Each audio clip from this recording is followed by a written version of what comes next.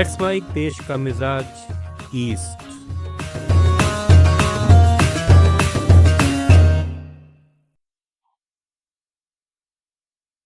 ये है let's mic more than radio और आप सुन रहे हैं पूर्वी भारत की खबरें।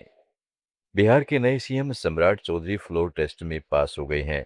उन्होंने आज विधानसभा में ध्वनिमत से विश्वास मत हासिल कर लिया है। विधानसभा में संख्या बल को देखते हुए पहले से ही वोटिंग की संभावना कम ही थी। हुआ भी कुछ ऐसा ही। सम्राट सरकार ने ध्वनिमत के आधार पर विश्वास मत हासिल कर लिया। इस दौरान सम्राट चौधरी ने विपक्ष को जमकर सुनाया। विश्वास मत पर बोलते हुए उन्होंने कहा है कि मैंने यह बात कई बार कही है, नीतीश कुमार के समर्थन के बिना लालू प्रसाद मुख्यमंत्री नहीं बन पाते। नीतीश कुमार ने लालू प्रसाद यादव को मुख्यमंत्री बनाया। लालू यादव के अत्याचारों के बिना मैं राजनीति में नहीं आता और मुख्यमंत्री नहीं बनता। कई बार मैंने कहा नीतीश जी नहीं होते तो लालू जी मुख्यमंत्री होते क्या?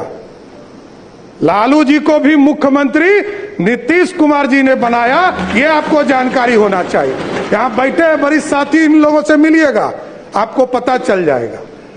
और कोई किसी के पाठशाला से नहीं होता है।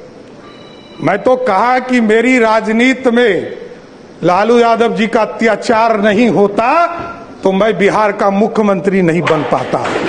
निर्वाचन आयोग ने पश्चिमी बंगाल विधानसभा चुनाव के लिए मतदान के बाद नया दिशा निर्देश जारी किया है। मतदान संपन्न होने के बाद निगरानी कैमरा और वीडियो डेटा को संभालने के निर्देश दिए गए हैं। इसके तहत मतदान केंद्र के कैमरों में इस्तेमाल किए गए एसडी कार्ड को मतदान संपन्न होने के तुरंत बाद नहीं निकाला जा सकता है। इन कैमरों को सेक्टर अधिकारी की निगरानी में रखा जाएगा। मतदान के दौरान लिए गए वीडियो फुटेज को सुरक्षित और व्यवस्थित तरीके से संरक्षित किया जाएगा। इस बीच दूसरे चरण के मतदान के लिए वेबकास्टिंग का ट्रायल शुरू हुआ। यह अभ्यास 3 चरणों में संचालित किया जाएगा। दूसरे चरण का मतदान 29 अप्रैल को होगा। कोलकाता में आज केंद्रीय गृह मंत्री अमित शाह ने कहा है कि बंगाल की जनता ने पहले चरण में ही अपना भविष्य तय कर लिया है। कविगुरु टैगोर, महान सुभाष चंद्र बोस और खुदीराम बोस की भूमि ने विकास को चुना है। प्रधानमंत्री मोदी के नेतृत्व में जो विकास यात्रा चल रही है उसमें बंगाल भी जुड़ने वाला है। यह मतदाताओं ने स्पष्ट कर दिया है। उन्होंने विश्वास जताया है कि दीदी जाने वाली है, भाजपा आने वाली है, वह जाने वाला है, भरोसा आने वाला है। हम प्रचंड बहुमत से भाजपा सरकार बनाने वाले हैं। हमारे पास जो फीडबैक है उसमें बंगाल की जनता ने अपना भविष्य पहले चरण में ही तय कर लिया।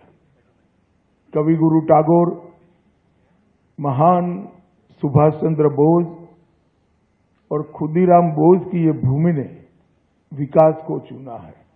वहीं उत्तर 24 परगना में प्रधानमंत्री नरेंद्र मोदी ने एक जनसभा को संबोधित करते हुए कहा है कि टीएमसी बहुत ही बुरी तरह बौखला गई है। कल रात वह अपने गुंडों को ताकत दे रही थी।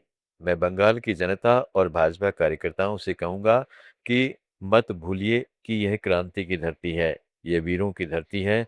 4 मई को नतीजे आने के बाद टीएमसी के गुंडों को छुपने की जगह नहीं मिलेगी, कोई बचाने वाला नहीं मिलेगा। कल पहले चरण के मतदान में टीएमसी के महाजंगल राज के अंत का उद्घोष कर दिया है। मत भूलिए, ये क्रांति की धरती है, ये वीरों की धरती है। और ये मत भूलना, हर बुझता हुआ दीपक थोड़ा फड़फड़ाता है, वैसे ही टीएमसी का दिया बुझने से पहले थोड़ा फड़फड़ा रहा। छत्तीसगढ़ विधानसभा का एक दिवसीय विशेष सत्र 30 अप्रैल को होगा, जिसमें महिला आरक्षण और सशक्तिकरण से जुड़े मुद्दों पर चर्चा की जाएगी। विधानसभा सचिवालय ने इसे लेकर अधिसूचना जारी कर दी है। पश्चिम बंगाल, उड़ीसा, छत्तीसगढ़, झारखंड और बिहार की ताजा खबरों के इस डेली बुलेटिन को रोजाना सुनने के लिए डाउनलोड करें लेट्स माइक ऐप और जुड़े रहिएगा लेट्स माइक के साथ। आप सुन रहे थे let's mic more than radio. Follow कीजिए हमें हमारे सोशल मीडिया प्लेटफॉर्म्स पर।